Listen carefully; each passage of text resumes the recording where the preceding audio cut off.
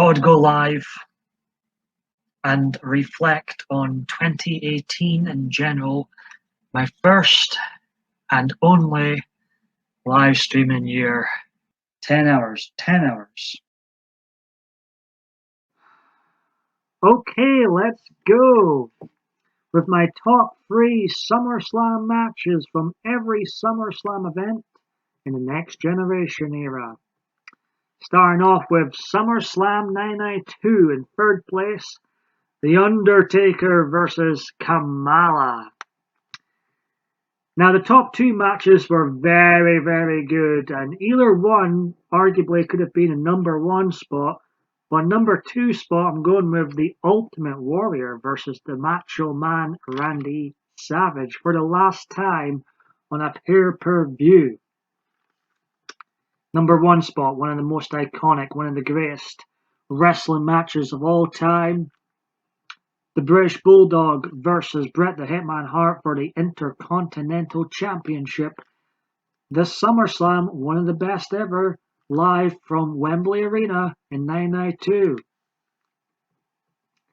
SummerSlam 1993.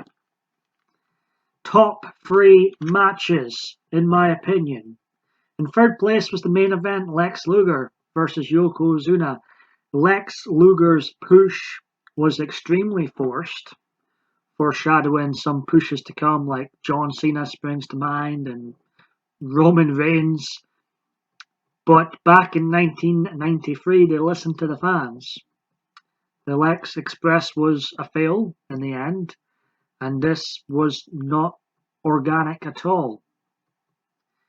In second place, I'm going to go with one of 2 Bret the Hitman Hart matches from SummerSlam 1993. Bret Hart versus Doink the Clown, whom was portrayed by Matt Bourne, is my second spot. This was a great technical match. But number 1 spot, not really based on technically the match, but number 1 spot, in my opinion, was Bret Hart, Jerry Lawler.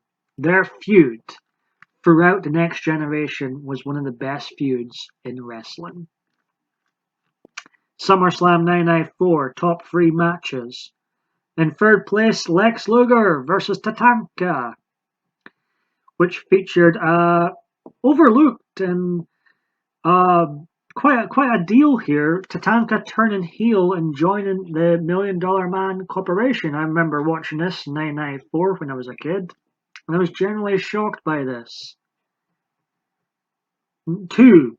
I'm going with Razor Ramon versus Diesel for the Intercontinental Championship.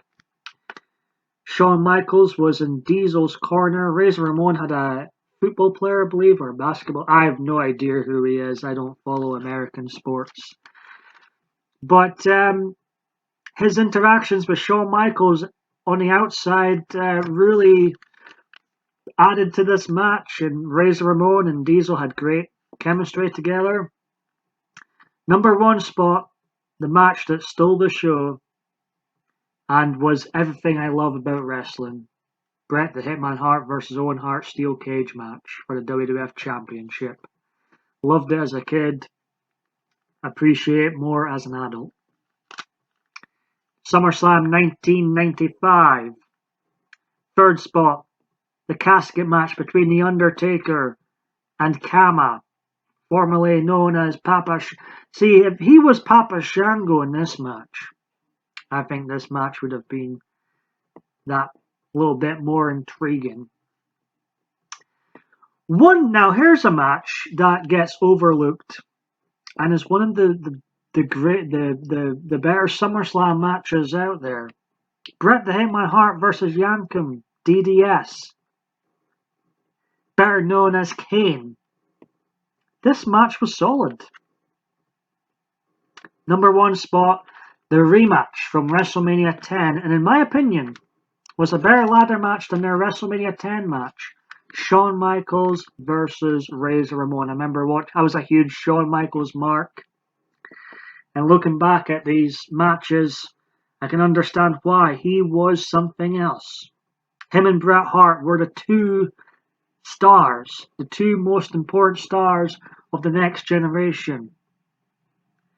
Bret Hart, and when they got together, wow, magic was truly created. SummerSlam 996. In third place, I'm going to go with a match not many people would probably choose in their third best SummerSlam match of 996. Jerry Lawler versus Jake the Snake Roberts. Why am I going with this one? Was it a technical masterpiece? No. But wrestling's not all about fancy flippity flip-flop moves and Dave Meltzer 5-star reigns. No, it's about story, it's about characters.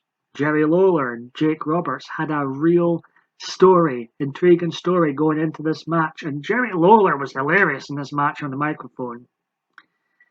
And he really was a true heel in this match. And you could only feel sorry and root for Jake the Snake Roberts. Number 2, I'm going with the main event, Vader and Shawn Michaels. This match was overbooked. Was too much false finishes, but still a solid affair.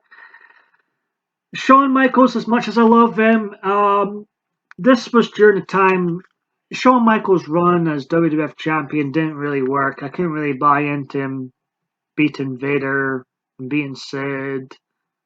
I think Shawn Michaels is more suited in the Intercontinental Championship line. I don't think he's, as much as I love him, I don't think he's a great WWF champion. And and he probably knows it deep down too. And that's why he never won. He only won a title once in his second run in the WWE. First place, I'm going with Mankind and The Undertaker. There were some great spots in the boiler room portion of this match. Although, one thing that does ruin this match was the lack of commentary. Wrestling is just not as good without commentary. But arguably one of the most shocking moments in SummerSlam history was when Paul Bearer turned on The Undertaker. Now, new fans looking at that now might not think of it as a big deal, but at the time, The Undertaker and Paul Bearer were so connected together. You'd have never thought that Paul Bearer would turn on The Undertaker, and when he did, it was a genuine shocking moment.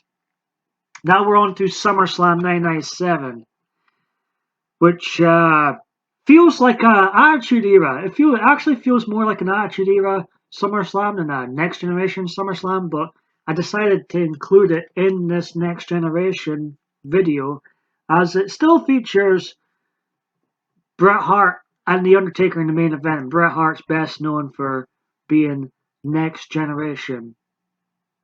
Third place, steel cage match between Mankind and Triple H was pretty solid. It really showcased the talents of Triple H and Mankind. You sometimes forget, he's known as the stuntman of wrestling, but you sometimes forget how good Mick Foley was at promos and how much of a connection he had with the fans. He was much more than just simply a stuntman. Second place, Owen Hart versus Stone Cold Steve Austin. That chilling moment when Austin is dropped in his head that changed the landscape of his life and the WWF forever. Up until that moment, this was a great match. And the ending is very awkward, but wow, this really changed the landscape of things. And even before this specific moment, Austin, you look at the crowd. Austin 316, t-shirts on, everywhere. Austin was incredibly over, even at this point.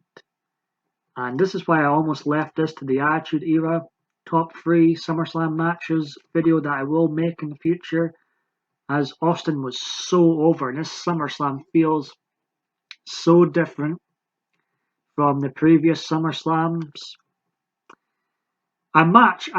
Before I get to my top match of this show, a match I also really enjoyed was Ken Shamrock versus the British Bulldog. I think Ken Shamrock is very underrated performer.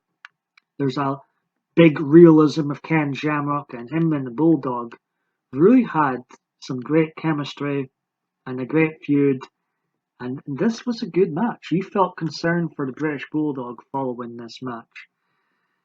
The match, and one of the greatest SummerSlam matches ever, Bret the Hitman Hart versus The Undertaker with special guest referee Shawn Michaels. Wow. This is what I love about wrestling. If Bret Hart versus Owen Hart Steel Cage wasn't the whole package and wasn't so good, arguably this would have been my favourite SummerSlam match of the next generation. It had everything I love about wrestling. Shawn Michaels' Bret Hart feud was so intense at this time. It made for a very intriguing angle having Shawn Michaels as the special guest referee. Paul Bearer came down teasing an appearance from Kane. Paul Bearer, Kane, Undertaker storyline was the second greatest storyline in WWF history, only second behind Austin and McMahon, in my opinion. Bret Hart and The Undertaker also put in a great match. I loved the start of the Bret Hart attacking The Undertaker before the bell rang, and The Undertaker not even being able to take his jacket off first before Bret Hart attacked him.